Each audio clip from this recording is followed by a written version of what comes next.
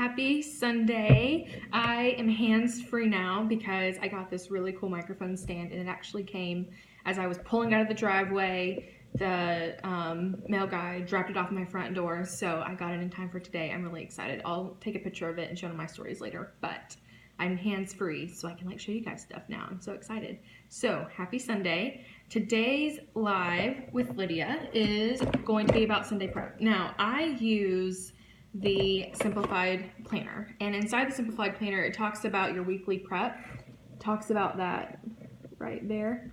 And I just want to go through that, how I use it for my business, how I use it for my life, how I use it for school, how I do all those things. And I think sometimes when I saw the Sunday prep, I didn't really do it well, and I didn't do it to make my life a little bit easier throughout the week. So I'm going to show you guys how to do that today. First, this is my planner for this year for my school and house.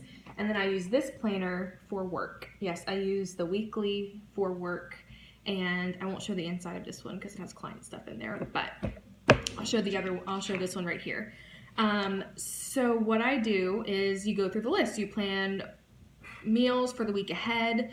You tidy up for a clean slate on Monday. You write out your appointments and tasks. You fill your tank, and then I have a few more things that I do beyond that. So let's just go through one by one how to make your week a lot easier, how to make it more streamlined. If you didn't know, you have 168 hours each week, and that's a lot of hours. And I used to think, because if you think about it, if you use 40 hours a week working, you still have 128 hours left in the week. So once I started to realize that after I read Laura Vanderkam's book, I started to think about all the ways I was wasting time, and I found that if I plan my week in advance, I don't waste as much time and I get more accomplished. And then by the time Friday night rolls around, I'm not upset about how much I didn't get accomplished. All I'm thinking about is just being really excited for how much I got done. And this is what helps if I do this on Sunday, to plan out my week and to just make it run smoother, and I'll show you how I do that. So planning meals for the week ahead, the way I do that is I will just look ahead and see what my husband has, what I have going on, and then see if I need to do simple stuff. I try to do as healthy as possible. That's kind of my goal, but it doesn't always work. And I have found that I really love ordering groceries through Walmart. And the only thing with that is, one, you have a $30 minimum you have to hit, which is fairly easy if you're ordering groceries for the whole week. And number two is I don't like to get my fresh produce there, because most of the time the things that they pick aren't necessarily what I would pick out. So we have Publix here. I'm in Florida. We have Publix, and I prefer to go to Publix for my fresh things. And sometimes we'll go just in the afternoon to pick up one or two things that we've forgotten. But generally the stuff I get from Walmart is like any type of bread or any type of canned goods or any type of, even, I don't know, like shampoo. They'll do that kind of stuff as well. Things that I'm not really like picking and really being picky about, or like frozen meat, like things like that. I don't really care what they pick. So I order that through Walmart.com, and after I do that, I typically schedule it for pickup. Sometimes I'll do Monday morning, sometimes I do Sunday straight after church, just to make it a little bit easier, and just to take one more thing off my plate for me to actually go to the grocery store every single week and pick up and do all the grocery shopping at one time. So that's how I plan meals for the week ahead. I also try to keep things as simple as possible. So for lunch, I don't mind eating the same thing every day. So this past week, I got some kale and Caesar salad and Parmesan cheese and chicken, or like cottage cheese like on the side, not on the salad. And I just had that for lunch every single day. It was healthy. It was really quick. I already had all the kale prepared and in a bowl and washed and cleaned and everything like that. So by the time lunch came around, it wasn't this guessing game of what am I going to eat today. It was just really simple, really fast, and it did save me a lot of time throughout my week. So if you can stand eating the same thing every day, then I highly recommend that. It doesn't bother me too much. And for dinners, what I try to do is, we have a lot of meat in our freezer. We buy our meat in bulk. So, and that means that we go my father-in-law goes to an auction locally once a year, and they buy a cow, and then we split it between my parents and my husband's parents and us, and his brother and sister, and so we have like I think we have like a fourth of a cow, less than that, of meat in our freezer. So I do my best to use that first before we do chicken, but we still really like chicken, so we will normally have chicken a couple times a week as well. And then frozen vegetables. What else we have planned for this week? Spaghetti. That's pretty easy. We try to keep it as simple as possible. I found I like zucchini noodles, and I found that if you make the zucchini noodles that are in the frozen packet, and then once they come out, I put a little bit of butter and Parmesan cheese and melt it again, and it's like this creamy sauce on it. It's so good. I definitely recommend that. It's a super fast weeknight meal, and it's really filling, and it's really good. And then the other things we have, leftovers. My birthday's this week, so I planned kind of like one of my favorite things for my birthday. And one of the other things I liked, orange sesame chicken. This is a recipe from againstallgrain.com, and it's in her first cookbook, her Against All Grain cookbook with the red shirt, and it's Jed's favorite probably. I've made it 2 different times. I made it once in the Instant Pot. I made it once in the crock pot, and we prefer it in the Instant Pot because it's more moist. It's not quite as dry. So that is another super easy meal that we like to make, and we make it with cauliflower rice, and it's just the best. So good. So that's kind of how I plan my meals for the week ahead. I try to do as much like Instant Pot, crock pot, make it as simple as possible because I'm busy and I don't have time necessarily to cook a lot. But one of the things that I have found is that if I want to de-stress or just do something more creative, the way that I like to be creative is through cooking. And so one of the things that I'll do maybe once every 2 weeks is create a big seasonal meals. And that means if it's summer, I'll do like all kinds of summer foods. And this past week, since it's fall now, well, it's supposed to be fall, I made Brussels sprouts, bacon jam, steak, pumpkin bread, pumpkin spice latte mix, all that kind of stuff one night because I needed to like distress from my day, and it was so good. I'll link in the video afterwards where I got all the recipes from. It was delicious. So that's kind of what I do if I want to do something really seasonal. I try to cook as seasonal as possible with what's fresh and what's the grocery store. So planning meals for the week ahead, do it. It saves you a lot of time. It saves you from actually going and just like going to Wendy's for lunch randomly because you don't think you have anything at the house. It saves you from going out to eat and spending a ton of money on food whenever you already have it at your own house. So it definitely saves you a lot of time as an entrepreneur, as a business owner. Do that. It doesn't take that long, and it saves you so many hours in the long run. Tidy up for a clean slate on Monday is the second thing here that it talks about. And so for me, that means I make sure I have all the laundry done and all the dishes done. Those are the 2 things, and like the kitchen's cleaned and everything's kind of swept and everything like that. So there's different levels to how I do this.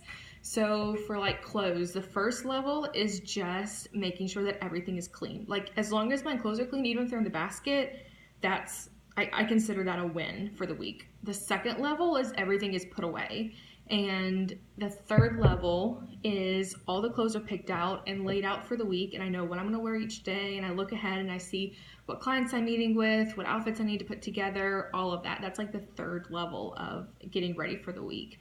This was really helpful, especially whenever I was actually going to class every single day. I'm doing online classes now to finish out, but whenever I was going to classes and had to be there in the morning, it would be really stressful to have to make so many decisions in the morning. So the fewer decisions that I had to make, the better off I was. And so just picking out the outfits, knowing what I'm going to wear. I love doing the capsule wardrobe. I did that last fall, and really I've pretty well got my closet pared down to the capsule wardrobe. I need to go through my closet again. But doing that is so helpful, and it helps me all week long. And I try to do that as much as I can on Sunday. Number 3, write tasks and appointments for the week. This was the game changer for me as far as productivity goes, to become more productive. So one of the things that I like to do is make sure that I have all my appointments listed out. And it's not just that. So here's what I'll do. I'll go through my course outline for the week. I will go through my course outline for the week and see what's due. Okay, so I know that this week, what's today? I think today's the 7th. Yeah, and so tomorrow I have a rough draft due I have a rough draft due in one of my classes, and I need to do that because I haven't done it yet. And then on Wednesday, tomorrow, dang it, I have a case study due. And you can see I did not do this last week, and it showed because it was a rough week. So tomorrow I have a case study and a proposal due, so I have to write both of those today. So I will write that on my calendar today to finish those things. If I would have thought ahead last week, I would have put it on my calendar for like Thursday or Friday to do those things to make it a little bit better. But I also have a midterm on Friday in this class. So what I'll do is I won't just write on Friday that there's a midterm that I have to finish. I'll go back and I will write like 3 or 4 days leading up to it what I need to do. So if I have a midterm over 5 chapters, which I do this week, then the 5 days leading up to it, I'll write chapter 1, chapter 2, chapter 3, chapter 4, chapter 5, so that I'm just doing it little by little each day, so that I'm not completely overwhelmed at the end of the week to do to take the midterm and then to study for it the day before. I'll make sure that everything gets taken care of during the week. So I do that for all of my classes. I make sure that I write down everything that's due. I make sure that, like I said, little things are pieced out. I check the assignments. If there's multiple parts to the assignment, I'll make it a point to do little parts of it each day so that I get it all finished. And then I leave time in there to edit, to make sure that I do really well in school, because that's one of my goals this year is to finish out this MBA, which I will be done in December. But just doing that, it helps me also to remember to finish up things and to make sure that everything is being taken care of. And if I do a little bit every day, it's not quite as bad at the end of the week whenever things are due. So that's what I'll do for both of these classes. Let me check my other class while we're at it. So this class is fine because I've worked ahead. I have a midterm next week that I have to take. But just checking it every single week, especially if you're in a lot of classes. I remember for undergrad, there's a lot for these 2 classes for my master's, but in my undergrad, I remember there being stuff like every single day because I was taking so many more credit hours and lots of little assignments. So I really wish I would have done this, but I did not, and I'm beyond that now. So the next thing for writing tasks and appointments for the week is for the podcast. So what I'll do for the podcast to plan is I have everything listed out for the podcast and the episode numbers, the titles, who my guests are, the dates that they're all releasing, and I'll make sure and I'll look and see what interviews I have coming up for the week. So this week I'm doing 2 interviews, so I need to do those questions. So that's an appointment I'm going to write down today is to finish, and today and tomorrow is to make sure that all of those appointments are written down and finished, or make sure all the interview questions are done. One of the ladies asked for me to send it on, so I need to email her that today and make sure that I have all of that written down. And if I am doing a podcast where I'm speaking, where I'm teaching on most of it, I always want to make sure that I go through my notes and make sure that I have everything written out so that it is taken care of and that I know what I'm doing for the week. So that's one of the things I do for the podcast, just how I plan ahead, how I make sure that everything gets taken care of. I do end up doing a lot of work on Sundays only because I'm trying to get ready for the week and do as much as I can to prepare. So it might seem like a lot, but by the time Monday morning rolls around, I'm not so stressed about doing everything that I get fewer things done, because if I'm super overwhelmed, I don't get quite as much done. So that's what I do for the podcast. I do the same thing with my clients. I look and see what I have to do for the week, and I see what days I need to get them done. If I have any consulting, I make sure that I have all of that written on my planner, just so that as each day comes around, I can look to the next day and see what I have going on. All of that's taken care of on Sunday. And what other tasks and appointments do I write down? So I do that for my clients, I do that for the podcast, I do that for school, I do it if we have any type of church event going on. My husband's a youth pastor, so if we have any type of church things that are going on, if I'm picking up a student, if there's anything extra that's going on that week, I make sure that I write all of it in my planner so that I know what's going on through the week. Another thing that this helps with is if I'm writing things down in my planner to say, oh yeah, I need to do 17 things on Tuesday because things are due on Friday, I can look at my planner and realize I'm not going to get everything done that I need to get done on those days. Like, there's just no physical way, because everything takes up so much time. I kind of know how much time things take up. I can look at my planner and say, I have a lot that I'm doing on Tuesday. What can I move back to Monday? Or what can I move to Wednesday to get done to make sure that everything gets accomplished for the week? Looking at that on Sunday, it'll help a lot so that by the time Tuesday comes around, you'll know if there's a lot to be done, so you can get up early, you can stay up if you know you're going to be working late, or you can get things done ahead of time to make sure that everything gets accomplished that you need to get accomplished, and that you can be as productive as you want to be. And so I do that with those things. Let me see. I have some other things written down over there, but I don't need to go over that. Okay, so that's writing tasks and appointments for the week.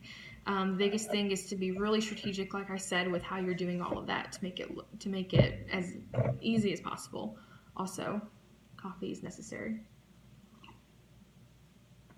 Okay, and so the last thing, fill your tank, enjoy what matters most on Sunday. I do this in a couple of different ways. Like I said, I found that baking and cooking seasonally and enjoying the season that it is. Right now it's fall. I love fall. Doing those things, taking a nap. I'll hopefully take like a short nap this afternoon. I like to watch The Office with my husband. We like to watch The Office and do that.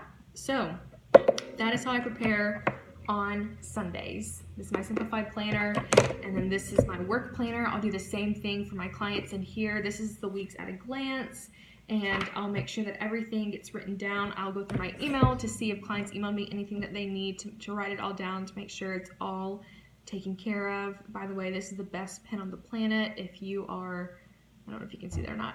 So my husband is home from church, so I'm going to hop off. But if you ever have any questions, if this is how you prep for your week, let me know.